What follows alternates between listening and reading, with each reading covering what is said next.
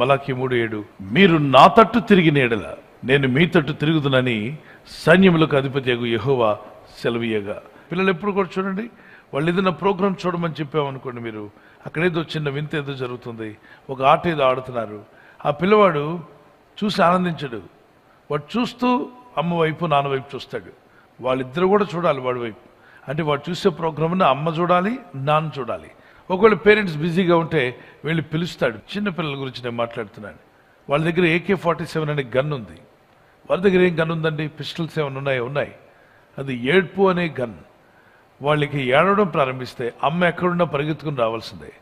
10 గదుల అవతల ఉన్నా వాడు కేక వేయడం స్టార్ట్ చేశాడంటే, కియోమంటూ ఏడవడం ప్రారంభించాడంటే ఆమె చేసే పనులన్నీ అక్కడే పడేసి, అది వంట కావచ్చు, బట్టలు ఉతకడం కావచ్చు, అంట్లు గడగడం కావచ్చు, ఇల్లు చదవడం కావచ్చు, ఒకవేళ ఫైల్ రాస్తుందేమో, టైప్ చేస్తుందేమో, వాని కేకకు అన్నీ విడిచిపెట్టి పరిగెత్తుకుంటూ వెళ్తుంది. అంటే తల్లిని తన తట్టు తిప్పుకోవడానికి, తండ్రిని తన ఎదుగు రప్పించుకోవడానికి చిన్నవాడు ఒక్క అడుగు కూడా వేయకుండా వాళ్ళ అమ్మని రప్పించుకుంటాడు, వాళ్ళ నాన్న రప్పించుకుంటాడు. తానున్న దగ్గరికే వాళ్ళు వచ్చేస్తారు. వాళ్ళ దగ్గర ఉన్నటువంటి ఆ శక్తి అలాంటిది.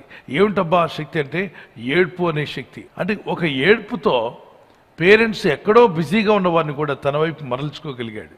ఈరోజు దేవుని బిడ్డలారా, మనం ప్రార్థించి మొరపెట్టగలిగితే, దేవుని మీద ఆధారపడి కన్నీళ్లు కార్చి మొరపెడుతున్నప్పుడు ఆయన ముఖకాంతి మీ మీదకి వస్తుంది. ఆయన మీ తట్టు తిరుగుతాడు. 51 కీర్తన 15 ఆపత్కాలంలో నీవు నా గురించి మొరపెట్టు. ఆపత్కాలంలో మనుషుల దగ్గరికి వెళ్ళినా, స్నేహితుల దగ్గరికి వెళ్ళినా, లోకంలో ఎక్కడికి వెళ్ళినా ఫలితం రాకపోవచ్చు, కొన్నిసార్లు సహాయం రాకపోవచ్చు. ఎటు నుండి సహాయం రావట్లేదా? నీవు నాకు మొరపెట్టుము, అప్పుడు నేను నిన్ను విడిపిస్తాను. మరి నిన్ను విడిపించాక నువ్వేం చేయాలి? నువ్వు నన్ను మహింపరుస్తావు అంటున్నాడు. సాక్ష్యం ఇవ్వడం. నా ప్రభు చేసిన మేలు ఇదిగోండి చూడండి. ప్రభు నా పట్ల కనికరించాడు, నా రోగాన్ని తొలగించాడు, వైరస్ బారిన పడిన మా కుటుంబాన్ని రక్షించాడు. ఇదిగో శోధనలో పడిన మమ్మలను ఇక మేము లేవలేమేమో అనుకున్నాం, కానీ మమ్మల్ని లేవనెత్తాడు. నీతిమంతుడు 7 మార్లు పడినను తిరిగి లేచును అని వాక్యం సెలవిస్తుంది. కనుక నువ్వు పడిపోయిన స్థితిలో ఉంటే మొరపెట్టు, ఆపత్కాలంలో ఉంటే మొరపెట్టండి, ఆయన తట్టు తిరగండి, మొరపెట్టి ప్రార్థించండి. ప్రభా, నేను ఇక నుండి నా జీవితంలో ప్రతి క్షణము నా మనస్సు, నా ఆలోచనలు, నా తలంపులు నీ తట్టే ప్రభు అన్నవారు మీ చేతిని పైకెత్తగలరా? ప్రార్థన చేసుకుందాం. మనం ఆయన తట్టు తిరిగిన ఎడ్లా ఆయన మన తట్టు తిరుగుతాను వాగ్దానం చేశాడు. ఆయన మాట తప్పని దేవుడు. Let's lift up our hands to God. ప్రభా, నీ తట్టు తిరిగి ప్రార్థిస్తున్నాను, నాకు సహాయం దయచేయండి. కొండల తట్టు మా కన్నులు ఎత్తుచున్నాం, మాకు సహాయం ఎక్కడి నుండి వచ్చిన ప్రభా? అయ్యా, భూమి ఆకాశంలో సూచించిన నీవే మాకు సహాయం. నీవే మా సర్వము నా తండ్రి. నీ ప్రజలందరినీ దర్శించండి. ప్రతి ఒక్కరిలో నీ ఆత్మను కుమ్మరించు నాయన. పరిశుద్ధాత్మతో నింపండి.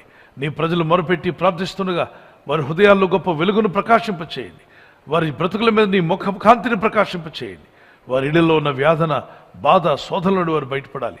ప్రతి ఒక్కరు కుటుంబాల్లో ఉన్నటువంటి చీకటి శక్తులు వారిని విడిచిపోవాలి.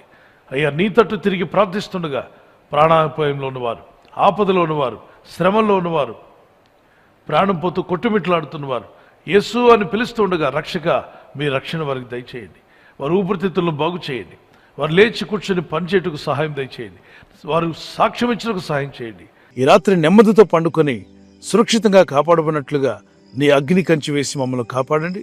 మీ చిత్తములో కొనసాగే కృప అందరికీ దయచేయమని యేసుక్రీస్తు ప్రశస్త నామములో వీరందరికీ చక్కని నిద్ర దయచేసి తెల్లవారు లేచి కృపను మాకిమ్మని క్రీస్తు నామములో అడిగి వేడుకుంటున్నామా పరలోకపు తండ్రి. ఆమేన్, ఆమేన్. ఈ వాగ్దానాన్ని మీతోనే ఉంచుకోకుండా లైక్ చేయండి, షేర్ చేయండి. అనేకులు ఈ యొక్క ఛానల్ సబ్స్క్రైబ్ చేసుకోమని తెలియపరచండి. సబ్స్క్రైబ్ చేయని వారు కూడా సబ్స్క్రైబ్ చేయండి. Good night. God bless you.